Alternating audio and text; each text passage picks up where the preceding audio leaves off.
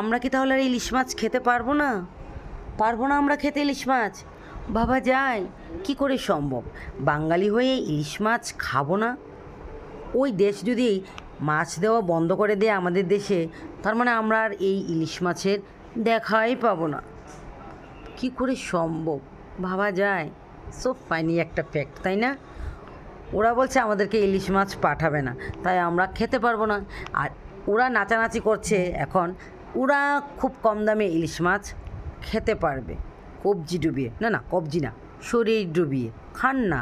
কবজি কেন, সমস্ত শরীরটা ডুবিয়ে আপনারা ইলিশ মাছ খান। তবে মনে রাখবেন, এই মাছ যখন আমাদের দেশে পাঠাতেন না, সেই সুবাদে কিন্তু আপনাদের দেশেও এই মাছের দাম বাড়তে ছিল। তার মানে এই নয় যে আমরা কম দামে খেতাম, আমরা কিন্তু সেই চড়া দামেই খেতাম। কোনোদিনও বলিনি যে চড়া দামে খাই, বুঝলেন? আমরা যতই দাম হোক না কেন খাওয়ার ক্ষমতা রাখি। আপনাদের মতো লাফালাফি করি না যে চড়া দাম খেতে পারি না, দাম কমে যাচ্ছে, এখন কবজি ডুবিয়ায় ইলিশ মাছ খাবো। সো ফানি, তাই না? আগে ক্ষমতা করুন যে নিজের সেই চড়া দাম হোক যা দাম হোক খেতে পারেন।